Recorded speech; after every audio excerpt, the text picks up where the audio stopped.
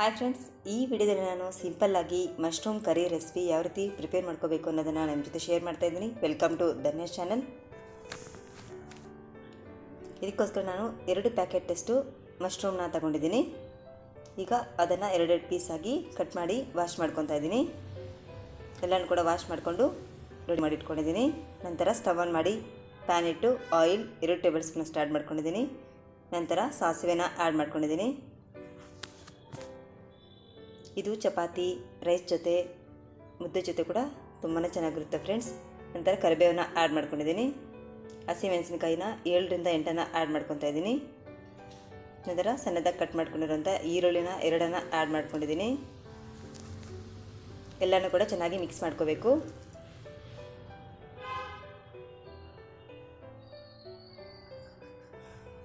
ನಂತರ 2 ಟೊಮೆಟೊನ ಕೂಡ ಕಟ್ ಮಾಡಿಕೊಂಡು ಆ್ಯಡ್ ಮಾಡ್ತಾಯಿದ್ದೀನಿ.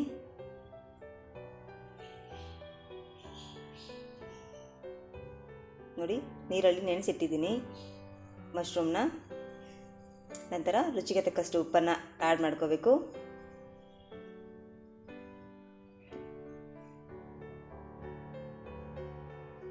ಜಿಂಜರ್ ಗಾರ್ಲಿಕ್ ಪೇಸ್ಟ್ 1 ಟೇಬಲ್ ಸ್ಪೂನಷ್ಟು ಆ್ಯಡ್ ಮಾಡ್ಕೊಂಡಿದ್ದೀನಿ.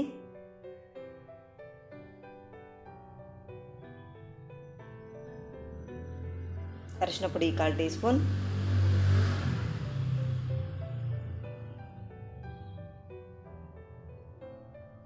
ಚಿಕನ್ ಮಸಾಲ ಪೌಡರ್ 1 ಟೇಬಲ್ ಸ್ಪೂನಷ್ಟು ಆ್ಯಡ್ ಮಾಡ್ಕೊಂಡಿದ್ದೀನಿ.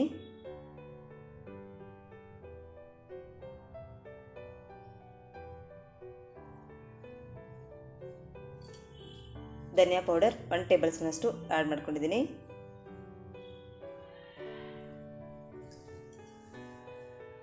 ಈಗ ವಾಶ್ ಮಾಡ್ಕೊಂಡಿರೋಂಥ ಎಲ್ಲ ಮಶ್ರೂಮ್ನ ಕೂಡ ಆ್ಯಡ್ ಮಾಡ್ಕೊತಾ ಇದ್ದೀನಿ.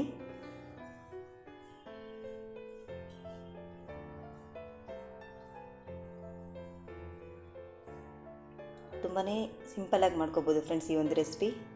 ನೀವು ಫಸ್ಟ್ ಟೈಮ್ ನನ್ನ ಚಾನಲ್ ನೋಡ್ತಿದ್ರೆ ಪ್ಲೀಸ್ ಲೈಕ್ ಮಾಡಿ, ಶೇರ್ ಮಾಡಿ, ಹಾಗೆ ಸಬ್ಸ್ಕ್ರೈಬ್ ಮಾಡ್ಕೊಳ್ಳಿ.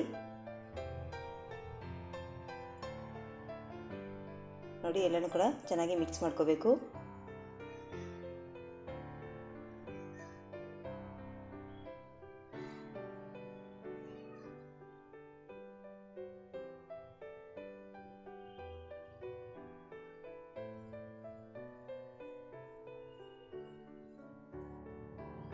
ಈಗ ಮುಚ್ಚಳನ ಇಟ್ಬಿಟ್ಟು 10 ನಿಮಿಷ ಐ ಫ್ಲೇಮಲ್ಲೇ ಚೆನ್ನಾಗಿ ಬೇಯಿಸ್ಕೋಬೇಕು. ನೀರನ್ನು ಆ್ಯಡ್ ಮಾಡ್ಕೋಬಾರ್ದು. 10 ನಿಮಿಷ ಬಿಟ್ಕೊಂಡು ಸ್ಟವ್ನ ಆಫ್ ಮಾಡಿ ಸರ್ವ್ ಮಾಡಿಕೊಂಡ್ರೆ ಸೂಪರ್ ಆ್ಯಂಡ್ ಟೇಸ್ಟಿಯಾಗಿರುವಂಥ ಮಶ್ರೂಮ್ ಕರಿ ರೆಸಿಪಿ ರೆಡಿ ಆಗುತ್ತೆ friends. Thank you so much for your watching. Bye friends.